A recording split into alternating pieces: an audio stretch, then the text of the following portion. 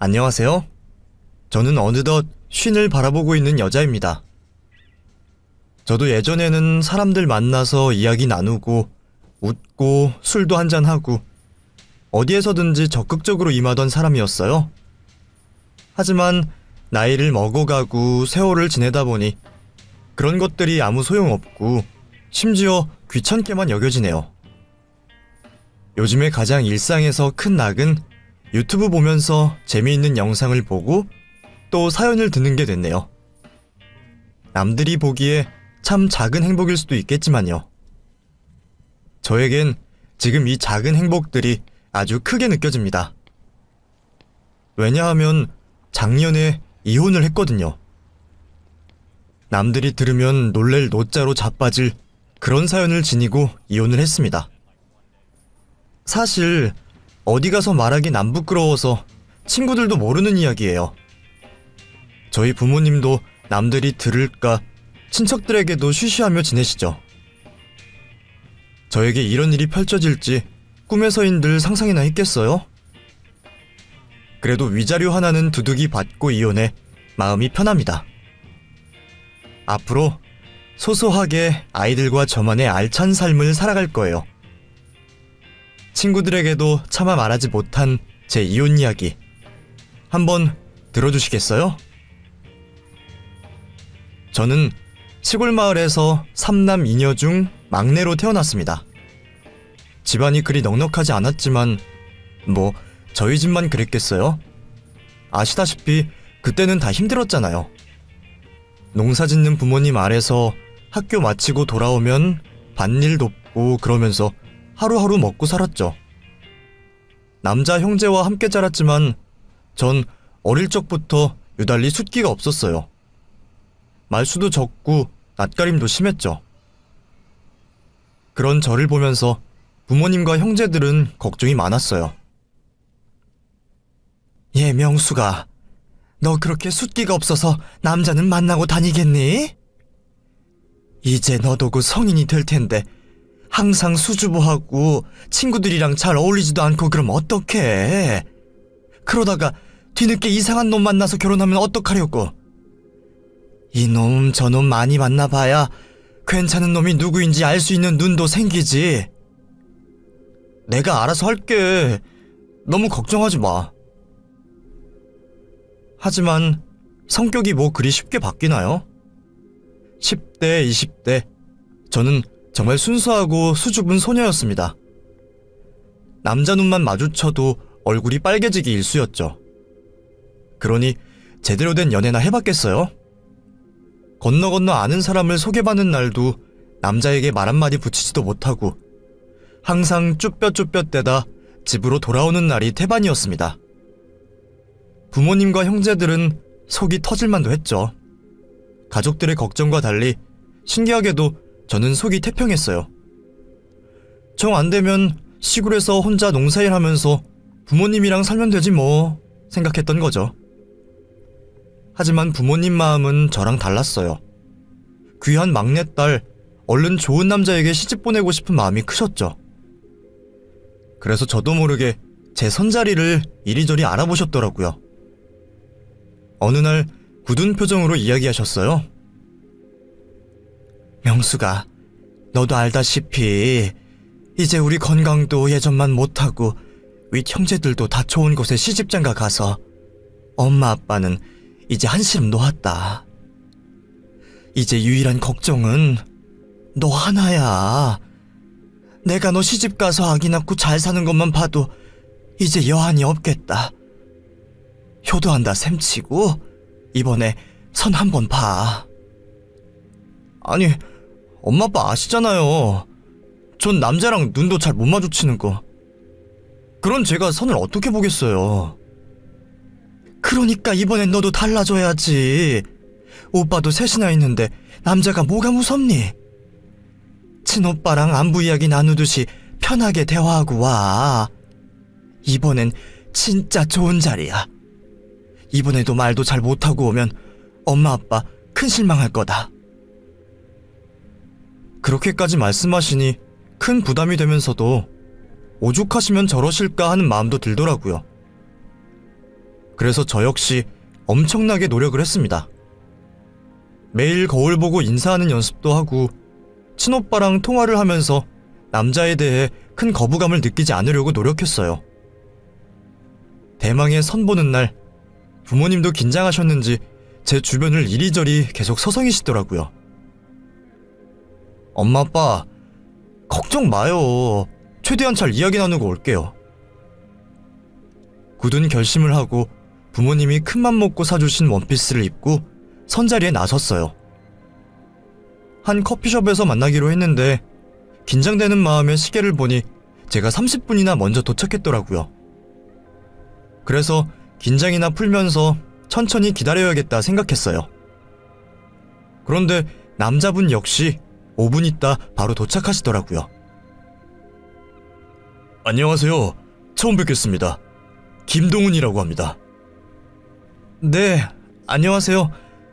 저는 이명숙이에요. 잘 부탁드립니다. 이야기 듣던 대로 미인이시네요. 오느라 힘들진 않으셨어요? 저도 일찍 온다고 왔는데 더 일찍 와 계시네요. 엄청 부지런하신가 봐요. 네, 늦는 건 실례니까 미리 준비해서 조금 일찍 도착했어요. 그리고 미인은요, 참 아닙니다. 이런 말하기 그렇지만 그 남자는 잘생긴 외모는 아니었어요. 그저 순수하고 투박한 외모였죠. 그런데 신기하더라고요. 연습 덕일까요? 아니면 저도 그 남자가 마음에 들어서일까요? 이전의 남자들과의 만남과는 180도 다른 분위기였어요. 첫 만남부터 왠지 모를 편안함을 느꼈거든요. 우리는 편안하게 이야기를 이어갔어요. 그 사람은 저보다 2살이 많은데 사무직으로 일하는 회사원이었어요. 여자는 도통 관심이 없다 보니 저처럼 부모님 성화에 못 이겨 선자리에 나오게 됐다고 했어요. 이제 명절이 두렵다니까요. 부모님 형제들을 떠나서 친척들까지 총공격을 퍼붓잖아요. 그래서 이제 새로운 능력이 생겼어요. 저도 그래요. 새로운 능력이 뭔데요? 한 귀로 듣고 두 귀로 흘리기. 아마 제가 첫 만남부터 편안함을 느낄 수 있었던 건 그 사람 특유의 유쾌함과 유머 감각 때문이었던 것 같아요. 명숙씨, 오늘 정말 즐거웠습니다. 앞으로도 좋은 인연 만들어 나갔으면 좋겠네요. 저도 너무 즐거웠어요.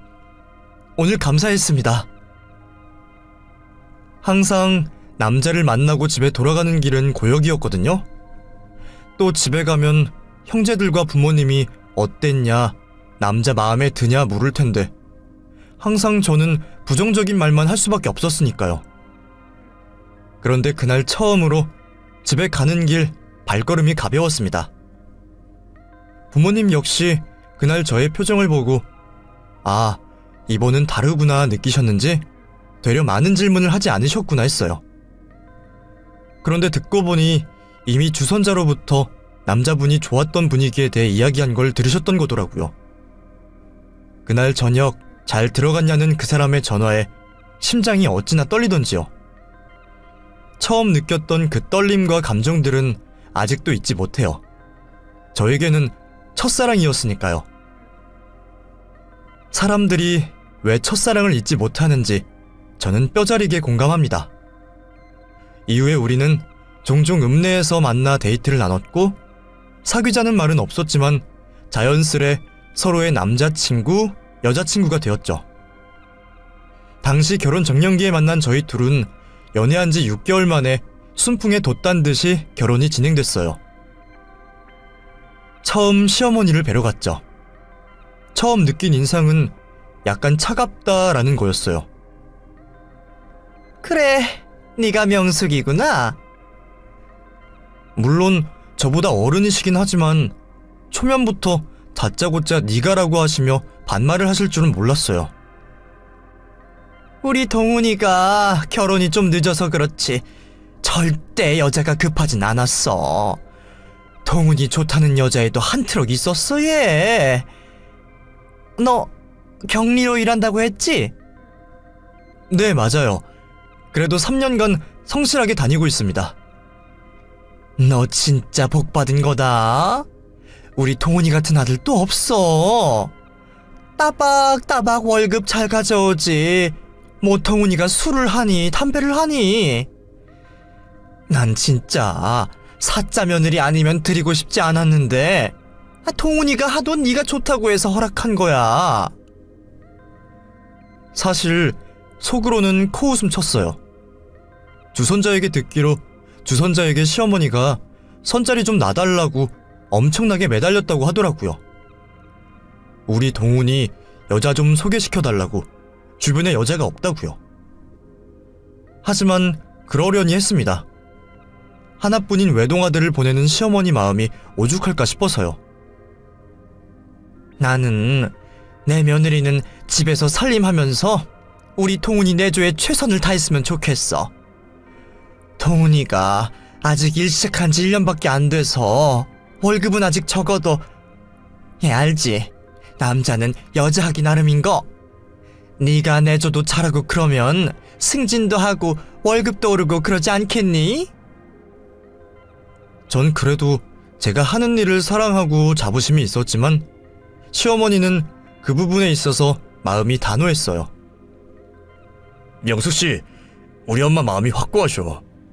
그리고 나도 당신이 집에서 편히 쉬면서 나를 맞아주면 좋을 것 같기도 하고. 또 우리도 곧 아이를 갖게 되지 않겠어? 어차피 그만두게 될 것 같은데 정 일이 다시 하고 싶으면 아이 좀 키우다가 시작하면 되지. 참, 이럴 때는 이 사람의 단순함이 좋으면서도 미웠습니다. 임신, 출산으로 인한 경력 단절에 대한 생각은 하나도 없으니까요. 하지만 아이를 가지면 일을 그만두게 되는 게 틀린 말은 아니기에 사랑하는 일도 그만뒀습니다. 결혼 준비에 좀 더 힘썼죠.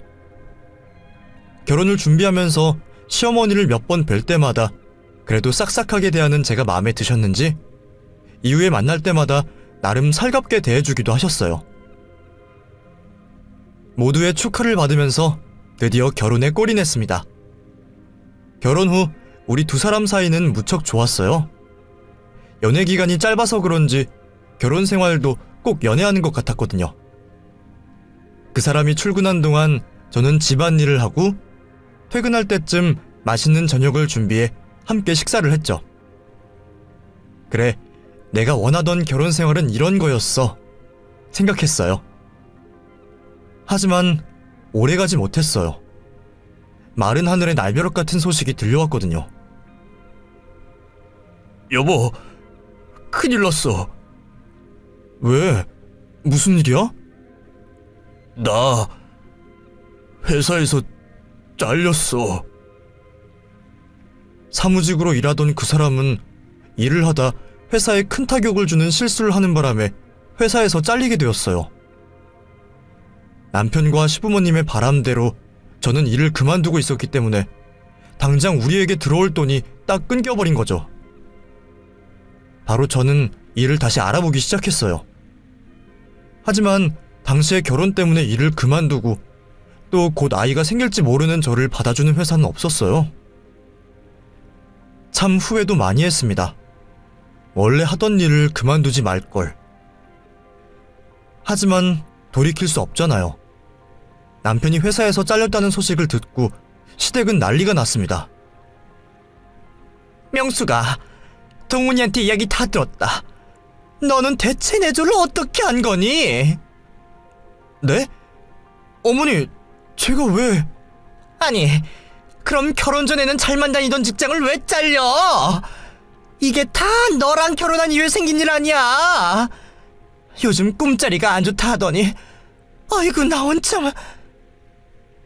저는 제 잘못이 아닌데도 사과밖에 할 수 있는 게 없었어요. 됐고, 당장 우리 집으로 들어와. 이제 당장 월급도 없는데 뭐 먹고 살 거야. 어차피 전셋집 1년밖에 계약 안 해서 곧 끝나지. 그때 맞춰서 들어와. 시댁에 들어가 함께 살 거라고 꿈에도 생각해 본 적 없는데 당장 돈은 없고 남편이나 저나 취직이 안 되다 보니 저희에겐 선택권이 없었어요. 결국 시부모님 집으로 들어가게 됐죠. 그 이후 악몽이 펼쳐졌습니다. 명수가 찬장의 그릇들 다 꺼내서 한 번씩 닦아. 명수가 창틀 청소했니? 했는데 이 꼬라지야? 너는 집안일을 대체 어디서 어떻게 배운 거니? 저는 정말 그 집 식모가 따로 없었어요. 아침잠이 없는 시부모님 아침을 차려드리느라 매일 새벽 4시에 일어나 아침을 준비하고 청소를 하고 또 남편 아침을 준비하고 시부모님 점심을 준비하고. 남편은 뭐 했냐고요? 시댁에 들어오고 보니 제가 아는 남편이 맞나 싶었어요. 직장을 잃은 허무함 때문인지 매일을 소파에 누워서 TV만 보더라고요. 그래도 시부모님은 아무 소리도 못 하셨어요. 명수가 지금 동훈이가 얼마나 상심이 크겠니? 네가 더 잘해야 한다. 알겠니? 상심? 글쎄요. 남편은 제게 농담처럼 이런 말도 했습니다. 명수가, 나는 백수가 체질인가 봐. 집에 있는 게 너무 좋다. 다시는 일 안 하고 싶어. 제가 알던 그 남자가 맞나 싶었습니다. 남편이 그렇게 집에서 놀고 먹고 하는 것도 6개월이 지나자 시부모님도 그제서야 좀 걱정이 되기 시작하셨나봐요. 어느 날 남편과 저를 불러 앉히시더라고요. 동훈아, 이제 전에 일은 잊고 다시 시작해야지. 이거 명숙이네 부모님이랑 우리가 모은 돈인데 이걸로 작은 가게라도 하나 시작해봐. 네? 저희 부모님이요? 사실 저는 부모님이 걱정하실까봐 남편이 직장에서 잘린 건 말씀드리지 않았거든요. 그저 혼자 집안일하기 벅차서 시댁으로 들어가서 함께 살려고 한다, 이 정도로만 말씀드렸는데 저도 모르게 제 부모님께 연락드려 돈을 받다니요. 안 그래도 저희 부모님 형편이 넉넉지도 않으신데 큰 불효를 한 것 같아 눈물만 났습니다. 넌 또 뭘 우니? 그럼 네 남편 재개하는데 친정도움은 하나도 안 받고 우리 손만 벌리려고 했니? 모든 말이 비수처럼 가슴을 찔렀지만 제가 별 수 있나요? 그저 눈물만 훔칠 뿐이었죠. 남편은 건네받은 돈으로 작은 채소 가게를 열었어요. 저는 예전부터 부모님 농사일을 도왔고 주변 농민분들도 많이 알아서 질 좋고 값싼 채소들을 구할 수 있었거든요. 남편이 가게를 연 이후 9시부터 4시까지는 가게 일을 돕고 새벽과 저녁은 여전히 시댁에서 집안일을 했어요. 가게를 시작하고 몇 달 후 임신을 했는데 임신을 하고도 일을 계속했습니다. 산부인과 갔다가 이러다 산모도 아이도 위험할 수 있다는 말을 시어머니가 직접 듣고 나서야 식사 준비는 빼주시더라고요. 가게 일은 여전히 나갔고요. 아이를 낳고도 시어머니는 우리 때 산후조리는 들어보지도 못했다면서 몸을 추스리기도 전에 가게 일 도우러 나가라고 하셨어요. 우리 아들 힘들 거라고요. 출산한 지 열흘도 안 돼서 나가 가게 일을 돕다가 다음날 몸살로 몸져누운 게 생각나요. 그때도 시어머니는 저렇게 약해서 어디다 쓰겠냐며 혀를 차셨죠. 그런데 제가 시어머니보다 더 무서운 건 남편이었어요. 분명 결혼 후 둘만 살 때는 참 다정하고 저를 많이 챙겨주던 사람이었습니다. 하지만 시어머니가 저를 홀대하는 걸 보면서도 네가 참아, 우리 엄마 뒤끝은 없어, 잠시만 저러시다 말 거야 라는 말만 늘어놓더니 점점 시간이 지날수록 시어머니에게 동조를 하기 시작하더라고요. 그러게 엄마 말 좀 잘 듣지 그랬어. 엄마가 좀 세게 말해서 그렇지 나도 네가 만든 김치찌개는 좀 맛없더라. 결혼하면 남편이 남의 편이라더니 다 맞는 말이었어요. 가게 일도 남편은 손님에게 인사하는 것밖에 없습니다. 무거운 채소 나르는 일이나 검수하는 일 모두 제가 했거든요. 제가 아는 어르신들의 밭에서 직송한 채소를 팔다 보니 품질 하나는 끝내줬어요. 그래서 가게는 더더욱 잘 됐죠. 시간이 흘러 읍내에서 작은 가게로 시작한 채소 가게는 조금 더 큰 곳으로 옮기게 됐어요. 가게 인테리어도 멋들어지게 하면서 채소 가게가 아닌 식료품 가게로 탈바꿈했죠. 직원도 2명 두고요. 저 역시 아이 2의 엄마가 됐습니다. 가게가 어느 정도 자리를 잡다 보니 시어머니는 여자는 큰일 할 거 아니다. 너는 집안일에 더 몰두하도록 해 라면서 내조에 더 신경 쓰라 하셨어요. 1년에 제사는 뭐 그리도 많은지 제가 가장 싫은 건 명절날이었어요. 시부모님 일을 떠나 시댁 일가친척 잡일까지 제가 도맡아 해야 했으니까요.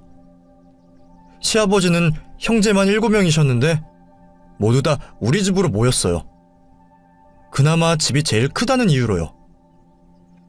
그러면 저는 한시도 쉴 새 없이 식사 준비에 간식 준비에 술상까지 혼이 빠져나가라 일했습니다.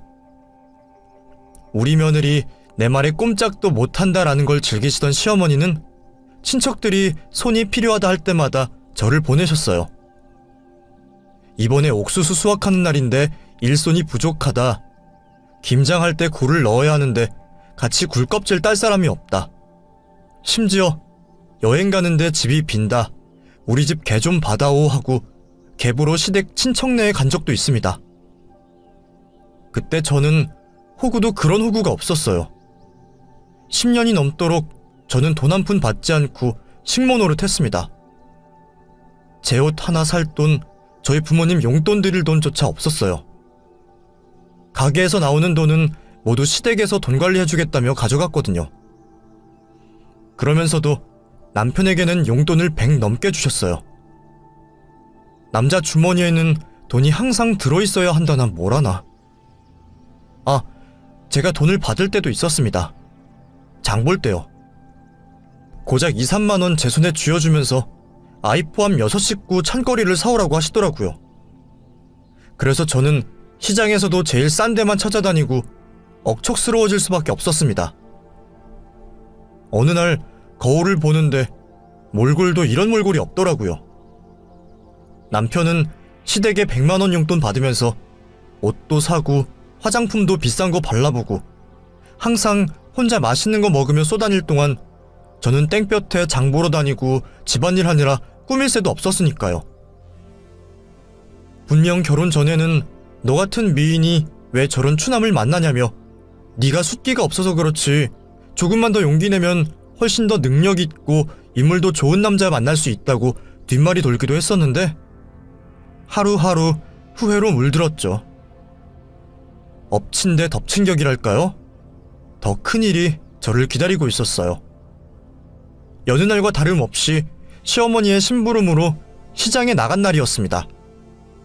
먼발치서 남편의 웃는 얼굴이 보이더라고요. 웬일인지 반가운 마음에 아는 체를 하려던 그때 한 여자가 총총걸음으로 달려와 남편의 팔짱을 끼더라고요. 남편은 팔짱 낀 손을 꼭 한번 쥐고는 연애 때 저를 보던 그 표정을 지었습니다. 저는 그런 두 사람의 모습을 먼발치에서 지켜볼 뿐이었어요. 이게 무슨 상황인가? 나는 누구지? 지금 여긴 어디지? 머릿속이 백지장이 된 것처럼 새하얗더라고요. 시댁의 모진 구박 속에서 식모처럼 살아간 세월들. 힘들었지만 그래도 남편 보고 견뎠습니다. 저에게 따뜻한 말 한마디, 아이들에게 다정한 아빠 역할을 해주진 못했지만 그래도 내 남편이라는 사실에는 변함이 없었으니까요. 그거 하나 믿고 버텼는데 시어머니의 고된 시집살이, 구박, 남편의 무관심 모두 참을 수 있었지만 남편의 바람만큼은 도저히 용납할 수 없었고 받아들일 수 없었어요. 하지만 그 상황에서 아무것도 할 수가 없더라고요. 왜 그런지는 모르겠는데 언제부터 남편과 저의 관계가 갑과 을이 되면서 하고 싶은 말도 제대로 못하는 그런 불편한 관계가 된 것 같아요. 하는 수 없이 따지지도 못하고 그저 울면서 집으로 돌아갔습니다. 시어머니는 울며 들어오는 저를 보고 놀라는 기색이시더라고요. 왜? 무슨 일이야? 너는 사람 놀래게 왜 다짜고짜 울면서 집에 들어오고 난리니? 어머니, 그이가 바람을 폈어요. 이게 무슨 귀신 신하라 까먹는 소리야? 우리 통훈이가? 네, 방금 제가 봤어요. 웬 여자랑 팔짱 끼고 웃으면서 걸어가는 거요. 난 또 뭐 별일이라고. 예, 남자가 일을 하다 보면 그런 일도 있고 그런 거지. 아이고, 난 통훈이 다친 줄 알고 놀래라. 다시는 사람 놀래게 별일 아닌 일로 울면서 들어오지 마! 하고 방문을 닫고 들어가 버리시더라고요. 팔은 안으로 굽고 피는 물보다 진하다지만 정말 이러실 줄은 몰랐습니다. 시어머니는 여자 아닌가요? 어떻게 같은 여자로서 남편이 바람핀다는 걸 말한 제게 눈 하나 깜빡 않고 그럴 수도 있다뇨. 말문이 막히고 말았습니다. 근데 제가 너무 길들여졌나봐요. 저런 시어머니라도 내 편으로 만들어야겠다는 생각이 들더라고요. 그리고 솔직히 이 상황에서 제 남편을 설득할 사람은 시어머니뿐이었어요. 그래서 시어머니에게 사정사정했습니다. 어머니, 제가 그래도 믿고 의지할 사람은 동훈씨 뿐인데 저를 두고 바람을 피다뇨. 그래도 동훈씨가 어머니 말이면 껌뻑 죽잖아요. 어머니가 제발 잘 말씀 좀 해주세요. 네? 제발요. 우리 아들이 엄마 말이면 다 듣긴 하지. 사람들이 자기 말에 껌뻑 죽는다. 시어머니는 그거에 대해 엄청난 자부심이 있었거든요. 그래서 그렇게 말하니 시어머니가 아들에게 잘 말해보겠다며 걱정 붙들어매라고 하시더라고요. 잠깐 지나가는 바람일 뿐일 거다라고. 시어머니가 아무리 제가 마음에 안 들어도 남편이 바람 펴서 이혼당하는 건 원치 않으셨을 거예요. 그날 저녁이 됐습니다. 시어머니가 늦게 귀가한 남편과 저를 부르셨죠. 통훈이, 너 혹시 여자 생겼니? 남편은 놀라 눈이 휘둥그레지더니 꿀먹은 벙어리처럼 말이 없더라고요. 말을 해봐. 괜찮아. 명숙이가 네가 웬 외간 여자랑 팔짱 끼고 걸어가는 걸 봤다더라. 아니면 혹시 일 때문에 잠깐 만난 거야? 아니에요. 그럼? 바람 피는 거 맞아요. 기가 차더라고요. 저는 그래도 말이라도 아니다, 무슨 말이냐 발뺌을 할 줄 알았습니다. 그래도 저밖에 없다는 이야기를 듣길 바랬던 거죠. 그런데 미안하다는커녕 저렇게 뻔뻔하게 자기가 바람핀 사실을 인정할 거라고는 추호도 생각하지 못했어요. 바람이 맞다고? 통훈아, 아니 물론 뭐 남자가 살면서 그런 일 한 번쯤 있다만 그래도 그럼 쓰겠니? 한평생 꼿꼿하게 평정심을 유지하던 시어머니도 그때만은 같이 당황한 것 같더라고요. 아니, 그 여자는 대체 뭐하는 여자야? 뭐 어디 술집 여자니? 우리 아들 잘난 건 알아가지고 말이야. 알고 접근한 거 아니야? 돈 뜯어내려고. 그런 거 아니에요. 너는 애가 순진해가지고. 순진?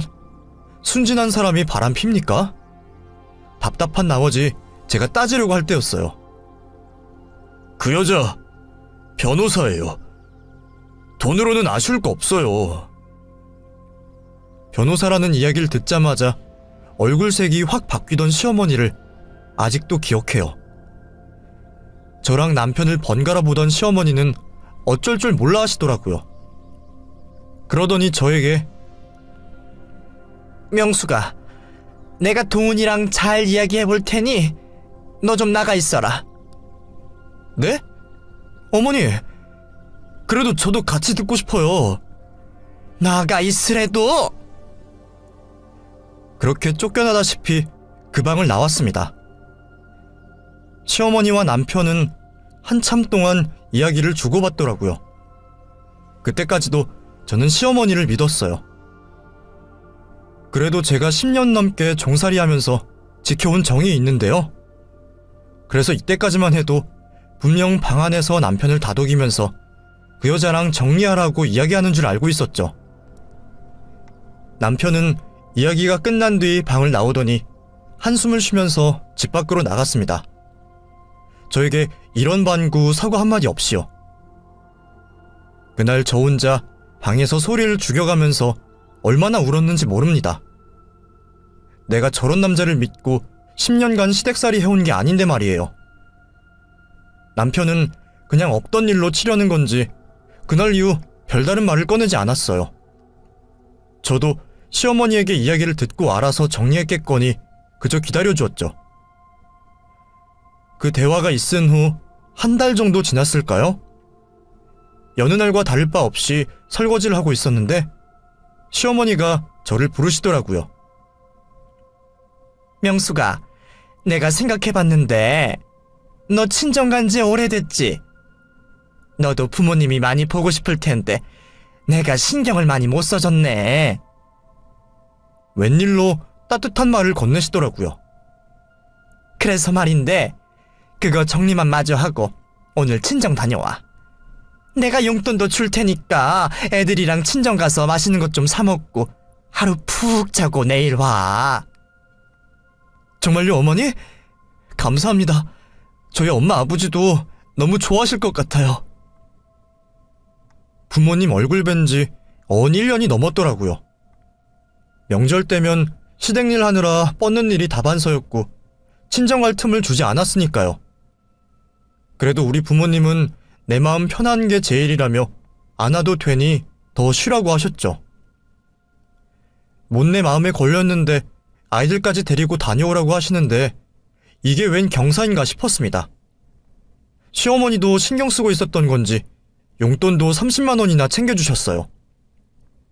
아무래도 최근에 남편의 바람 사건도 있고 울적해 있는 저를 달래주기 위해서 이런 선심을 쓰는 거라고 생각할 수밖에 없었어요. 세상에 살면서 이런 일이 있구나. 그래, 나에게 모진 시집살이를 시키는 시어머니지만 그래도 역시 나쁜 분은 아니다 싶었죠.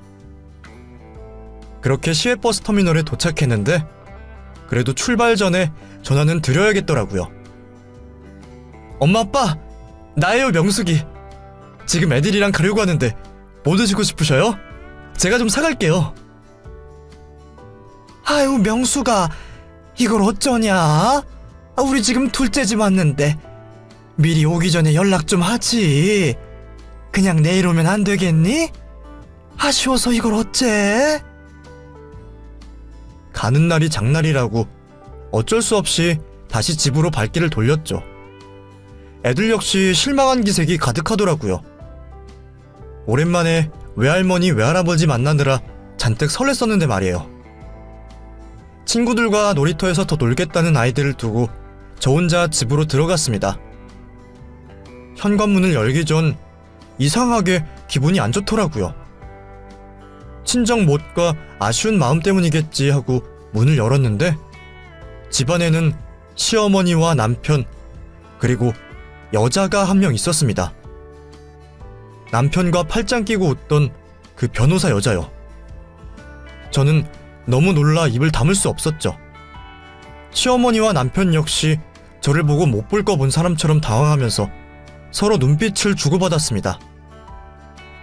시어머니는 당황한 표정이었지만 어느새 정신을 차리고 제게 어머 이제 오니? 얼른 들어와 하고 아주 태연하게 하시더라고요.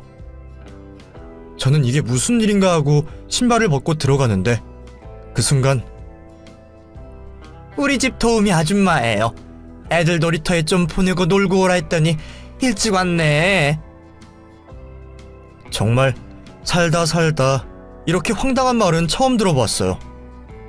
뻔뻔하게 저를 자신의 집에서 일하는 식모 취급을 하는데 입에서 아무런 말이 떨어지지 않더라고요. 어머, 안녕하세요. 동훈씨 여자친구 정수민입니다. 아, 여자친구. 저보고 친정을 가라고 한 이유가 이거였더라고요. 1년 동안 친정집에 발도 못 붙이게 그렇게 부려먹더니 이번에 30만원 용돈까지 주면서 저를 보낸 이유가 바로 그 여자가 인사시키는 날 비켜주기 위해서였어요. 피가 거꾸로 솟는 기분이었습니다. 그 인사를 듣고 짧은 5초간이었지만 별의별 생각이 다 들더라고요. 이걸 확 엎어버릴까? 저 여자의 머리끄댕이를 잡아버릴까? 근데 얌전한 고양이가 무서운 거 아시죠? 제 마음속에는 복수의 칼날을 다듬고 있었어요. 사람이 정말 화가 나면 오히려 마음이 평온해지면서 아무런 감정이나 생각이 안 든다는 게 무슨 말인지 알 것 같더라고요. 화가 나는 동시에 정신이 청명해지면서 오히려 저는 아무렇지 않게 인사했습니다. 네, 안녕하세요. 저는 남은 빨래 좀 마저 하러 갈게요. 제 답변을 시어머니와 남편은 예상하지 못했는지 크게 당황하더니 이내 그래 하고 말을 얼버무리셨어요. 저는 방으로 들어가 가쁜 숨을 몰아쉬고 심장을 부여잡았죠. 그때 제 머릿속에는 복수라는 단어밖에 떠오르지 않았어요. 눈물이 나올 것 같은 걸 간신히 참고 주방에 가서 차를 준비했어요. 셋이서 무슨 말을 하는지 도저히 궁금해서 가만히 있을 수가 없겠더라고요. 일단 차를 준비하여 그 사람들이 있는 방으로 들어갔어요. 차를 내가면서 세 사람이 대화를 나누던 탁자에 올렸죠. 그때 탁자 위에 그 여자가 시어머니에게 건넨 명함이 있더라고요.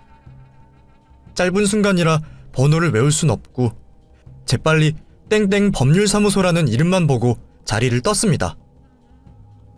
그리고 1시간도 지나지 않아 그 여자는 다시 집으로 돌아갔어요. 가기 전까지도 끝까지 저를 도우미 아줌마로 알고 있는지 수고하라면서 인사를 하더라고요. 살다 이런 모멸감은 인생에서 처음 느껴본 것 같아요. 남편이랑 결혼하고 나서 그 오랜 시간 시어머니에게 구박을 받고 온갖 시집살이를 겪어도 오늘만큼 절망적인 기분은 든 적이 없어요. 너무 화가 나고 또 지금의 상황이 어이없어서 그런지 그 여자가 돌아가고 나서도 남편에게 화도 안 나더라고요. 그냥 힘이 빠져서 그대로 침대 구석에 웅크리고 누워 가만히 있었어요. 시어머니는 이때만큼 상황이 심각한지 아시는지 아무런 잔소리도 하지 않고 심부름도 시키지 않으셨어요. 그날 저녁 남편은 제게와 사정하며 거짓말을 늘어놓더라고요. 그 여자가 마지막으로 헤어지기 전에 우리 어머니 한 번만 보고 싶다고 해서 만나게 한 거다. 별뜻 없었다. 어머니가 그냥 너무 놀라서 너를 도움이라고 잘못 쏘게 한 건데 거기서 설명하면 더 이상해질까봐 어차피 헤어질 거니까 그냥 아무 말 안 했다고요. 전 남편이 뻔뻔하게 거짓말을 하고 있다는 것쯤은 알고 있었기에 대꾸도 안 하고 있었어요. 또 이때 전 이미 복수를 하려고 마음먹었기 때문에 거짓말뿐인 변명에 화도 안 나더라고요. 그냥 그래 하고 믿는 척 아무렇지 않은 척 연기를 해주었습니다. 다음날 저는 장 보러 가는 척하면서 땡땡 법률사무소를 찾아 헤맸어요. 그때 두 사람을 본 그 장소 근처이겠거니 하고 무턱대고 찾아갔죠. 때마침 복덕방이 보여서 무작정 들어가 땡땡 법률사무소가 혹시 여기 근처에 있냐고 물어봤어요. 역시나 그 근방에 있더라고요. 알려주신 대로 바로 찾아가 용기 내 사무실 문을 두드렸습니다. 역시나 그 여자가 있더라고요. 안녕하세요. 어머, 어제 여긴 어떻게 알고? 그 여자는 저의 얼굴을 보고 굉장히 놀란 표정이더라고요. 긴히 드릴 말씀이 있는데 시간 내주실 수 있나요? 제 표정에서 범상치 않음을 느꼈는지 잠깐 기다리라고 하더라고요. 그 법률사무소에는 여자분뿐만 아니라 다른 분들도 계셨고, 법률 상담이 아니라 개인적인 문제와 관련된 거라서 제가 사무소가 아닌 근처 커피숍에 가서 이야기하자고 했어요. 그래서 함께 가까운 커피숍으로 들어갔습니다. 무슨 일 때문에 그러세요? 저 사실 동훈 씨 아내입니다. 네? 사실 찾아가면서도 혹시나 하는 마음이 있었습니다. 이미 유부남인 걸 알고 만나는 걸까봐요. 요즘 상간녀들 뻔뻔하다고들 하잖아요. 하지만 다행인지 이 여자는 남편이 결혼한 유부남인지 전혀 모르더라고요. 이렇게나 똑똑한 여자를 남편이 완전히 속여버린 거였어요. 어떤 식으로 이야기를 했냐면 오래전에 아내와 사별 후 자신이 아이를 홀로 키우고 있다고 했답니다. 멀쩡히 살아있는 제가 죽은 사람이 돼버렸네요. 지금 너무 충격이에요. 사실 잘 안 믿기기도 하고요. 여자 변호사는 제 말이 긴가민가 하더라고요. 그러실까봐 제 결혼사진 챙겨왔어요. 이외에도 보고 싶은 증거가 있다면 다 보여드릴게요. 저는 혹시 몰라 남편과의 관계를 증명할 모든 사진과 증거자료들을 가지고 왔어요. 아무래도 변호사다 보니 이런 자료들이 사실을 체크하고 정신 차리는 데 도움이 될 것 같아서 미리 챙겼어요. 저와의 결혼 사진, 아이들과 저, 남편이 찍은 가족 사진, 그리고 무엇보다 확실하게 부부관계라는 것을 증명하는 주민등록 등본까지. 이 모든 것들을 본 그 여자는 한참 말이 없었습니다. 그럴만도 하겠죠. 시어머니한테 인사하러 올 정도이며 분명 둘 사이의 관계도 가볍진 않을 거고 또 어느 정도 미래까지 약속했으니까 찾아올 거 아니에요. 그런데 그 남자에게 현재 멀쩡히 살아있는 아내가 있다고 하면 당연히 놀랄 수밖에 없겠죠. 당연하겠지만 전 이혼할 거예요. 이제 이런 사람과 이런 집안, 저를 식모로 여기는 그런 개념 없는 시어머니랑 더 이상 살지 못하겠어요. 군말 않고 이혼할 수 있는데 여기 찾아온 이유는 그래도 같은 여자로서 말은 해줘야 할 것 같아서요. 저도 저지만 왠지 그쪽도 속골 쓸 거라는 생각이 들었거든요. 그 여자는 한동안 말이 없었습니다. 이내 입을 뗐죠. 일단 이렇게 말씀해 주시는 거 감사해요. 그런데 전 조용히 헤어져 주지 못하겠네요. 네? 복수해야죠. 이런 미친놈이 감히 변호사를 속이려고 해? 어이가 없어서. 명숙 씨라고 하셨죠? 제가 이혼 전문 변호사입니다. 제가 이혼 도와드릴게요. 이왕 헤어지는 거 위자료 넉넉히 받으셔야 하지 않겠어요? 여자는 여자가 돕는다는 말 있잖아요. 이때만큼은 정말 천군만마를 얻은 느낌이었어요. 처음에는 다 알고 만나는 상간녀처럼 행동하지 않을까 걱정을 했는데 제가 용기 내어 찾아와 솔직하게 말하길 정말 잘한 거였죠. 저는 바람을 토대로 이혼 소송을, 그 여자는 자신에게 사별했다며 보여준 가족관계 증명서를 공문 위조 등으로 고소를 준비했습니다. 시어머니가 한 달에 한 번 친구와 개모임을 간 날 아이들과 저의 짐을 모두 빼 용달을 불러 친정집으로 옮겼죠. 이혼까지 결심한 이상 당연히 아이들은 제가 키워야 하니까요. 물론 그 시모랑 남편이 안 된다고 하겠지만 여지껏 우리 애들 기저귀 하나 갈아주지 않는 두 년놈들이기에 양육권을 가져오는 건 자신 있었어요. 그리고 바로 남편에게 연락을 해서 한 커피숍에서 만나자고 했어요. 바쁜데 왜 오라가라야. 집에서 말하면 되지. 그 성격 어디 간다고 역시 오자마자 자신을 귀찮게 부른 것에 대해 타박과 구박을 먼저 하더라고요. 지금의 당당하고 뻔뻔한 모습이 이제 마지막이라는 생각을 하면서 한 사람 더 올 거야 라고 말했죠. 그때 그 변호사가 커피숍으로 들어왔어요. 남편의 놀란 토끼 눈을 보니 그렇게 고소할 수 없었어요. 정신이 반쯤 나간 얼굴로 우리들의 얼굴을 번갈아 쳐다보는데 정말 가관이었어요.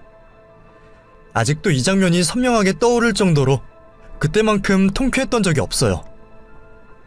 저는 당당히 남편에게 말했죠. 우리 이혼하자. 그리고 내 고소장도 받아. 저는 남편에게 이혼 접수증을, 그 여자 변호사님은 공문서 위조와 혼인 빙자 고소장을 남편에게 건넸어요. 두 여자의 폭격에 남편은 꼭 얻어맞은 사람처럼 정신 차리지 못하더라고요.